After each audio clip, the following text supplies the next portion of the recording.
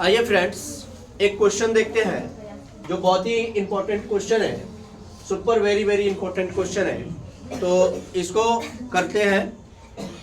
तो देख लीजिए, लिखा हुआ है कि चित्र में ए बी समांतर डी ई, यानी कि इसके समांतर कौन है, ये है, और बी डी समांतर ई एफ, यानी कि इसके समांतर में कौन है, ई एफ है।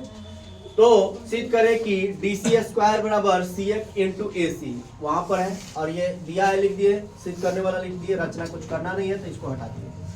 अब देखिए प्रमाण में क्या कर रहे हैं। सबसे पहले हम लिख रहे हैं त्रिभुज ए बी सी में, यानी बड़े वाले त्रिभुज में ए बी सी में। अब इसमें हम क्या लिख रहे हैं उसको समझ लीजिएगा, केवल मैं क्या लिख रहा हूं उसको समझ लीजिएगा तो प्रश्न आपसे बन जाएगा।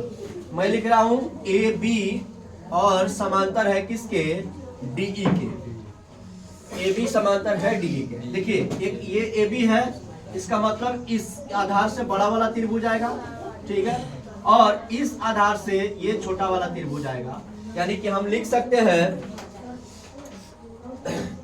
क्या लिख सकते हैं, एक लिख सकते हैं ए सी यानी बड़ा बटा छोटा यानी डी सी बराबर। फिर हम लिख सकते हैं, क्या लिख सकते हैं, बी सी, और फिर छोटा एक लिख सकते हैं क्या, सी ई। ठीक है, इसको हम लोग मान लेंगे समीकरण 1। और किससे,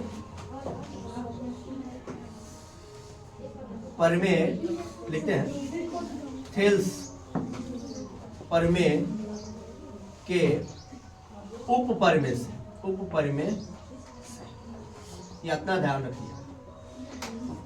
अब आगे देखिएगा, पुनः हम लिख रहे हैं BD समांतर EF। अब यहां पर देखिए, यहां पर है BD यानी कि ये हुआ बड़ा वाला त्रिभुज, समझ रहे ना। सबसे पहले लिखते हैं त्रिभुज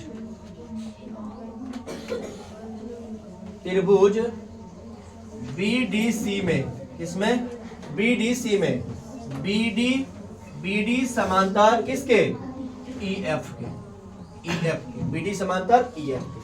अब यहां पर देखिएगा ये बड़ा वाला त्रिभुज हो गया।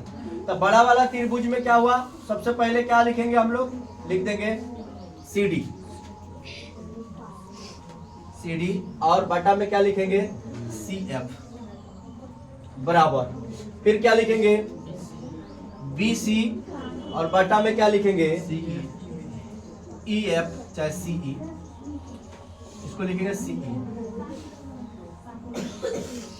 देखिए कैसे, जब ये त्रिभुज बड़ा था, ठीक है, तो कितना लिखे थे, इतना, यानी कि CD और बटा में A।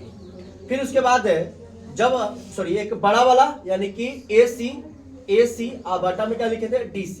फिर उसके बाद है इधर में लिखे थे क्या, तो एक BC लिखे थे और फिर एक CE लिखे थे। लेकिन जब इस त्रिभुज को हम लोग लिए तो एक लिखे बड़ा वाला यानी कि CD, क्या लिखे, CD, और फिर एक लिखे CF। फिर इस इधर वाला में क्या लिखे, एक लिखे BC और एक लिखे क्या, ठीक है। अब यहां पर हम लोग को समीकरण 1 तथा 2 से काम करना है।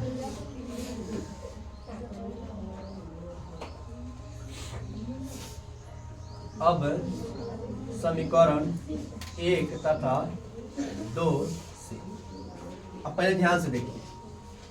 सबसे पहले यहां पर AC DC, ठीक है, यहां पर BC CE, यहां पर भी BC और CE है। तो ई दोनों को छोड़ देंगे, यानी इसको और इसको छोड़ देंगे और लेंगे किसको, AC DC और बटा CD और CF। AC बटा में DC, ठीक है, और उसके बाद क्या लेंगे, बराबर में CD बटा CF।